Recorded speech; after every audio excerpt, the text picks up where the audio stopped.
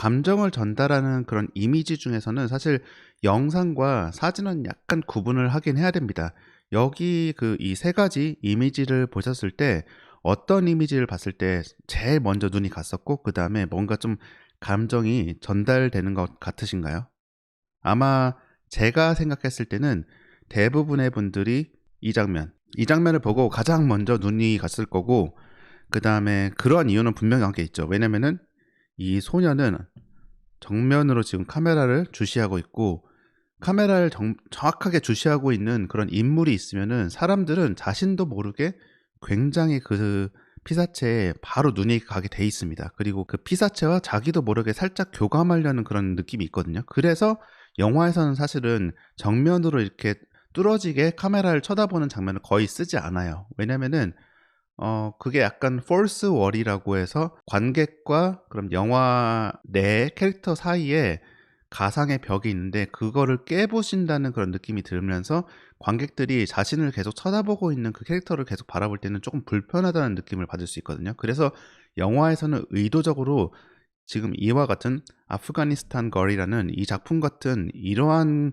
프레이밍은 거의 사용하지 않습니다. 물론 예외는 있습니다. 뭐 데드풀이나 이런 데서는 컨셉상 관객한테 막 이야기하면서 일부러 그 폴스 월을 깨면서 진행하는 경우는 있지만 그렇지 않은 경우는 사실 이러한 장면은 거의 쓰지 않습니다. 그럼에도 불구하고 이 지금 세 개의 장면을 딱 봤을 때는 가장 먼저 이 사진이 눈에 들어왔을 거고 이게 어떻게 보면은 최적의 그런 감정을 전달하는 그런 장면이 아닐까 싶은 그런 생각이 일견 드실 수 있을 것입니다. 하지만 영화에서는 이 사진과는 조금 다르게 정지되어 있는 사진과는 다르게 조금 다른 요소가 있죠. 바로 샷과 샷이 연결되고 그 사이에 시간이라는 것이 존재한다는 것입니다. 그래서 그냥 사진만 놓고 봤을 때는 이런 조커의 이 장면이나 이 인물 자체도 굉장히 흐리멍텅하죠. 여기 깨끗하지 않은 그런 유리창을 통해서 보기 때문에.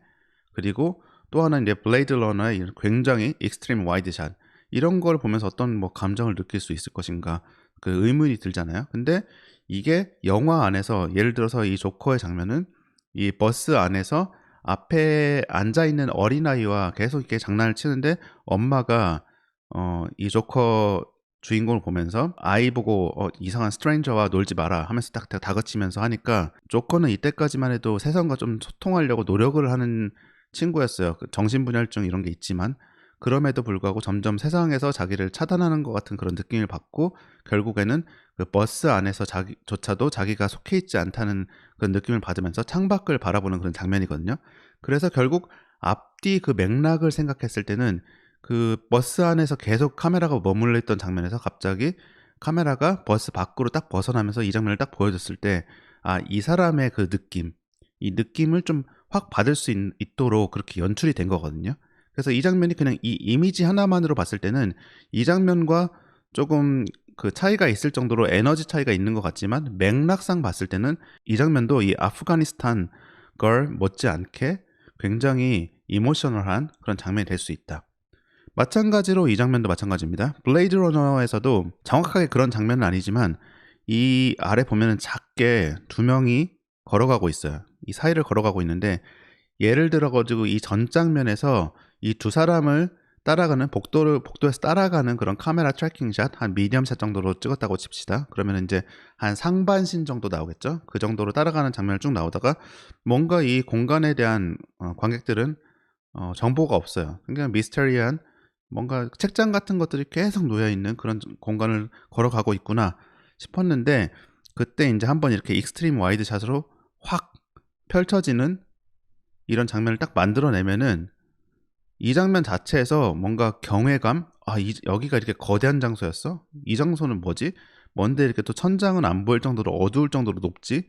이런 식으로 느낌을 확 받을 수 있을 정도로 이런 익스트림 와이드 샷 인물이 거의 보이지 않더라도 그 공간 자체에서 오는 그런 경외감이나 이런 것들을 느낄 수 있는 그런 샷이 되기도 합니다. 그렇기 때문에 정확하게 인물이 카메라를 정면으로 바라보고 그다음에 얼굴이 이렇게 크게 나와야 되고 이런 것들이 정답은 아니라는 것입니다, 감정을 전달하기 위해서. 결국에는 저희가 생각해야 되는 것은 어떤 샷을 어떤 순서로 그다음에 얼마만큼 길이로 1 초를 보여줄 것인지 뭐 한 10초를 보여줄 것인지 이거에 따라서 또 정말 또 감정의 느낌이 달라질 수 있거든요. 그렇기 때문에 이 세 가지 요소를 어떻게 컨트롤하느냐에 문제가 될 것입니다.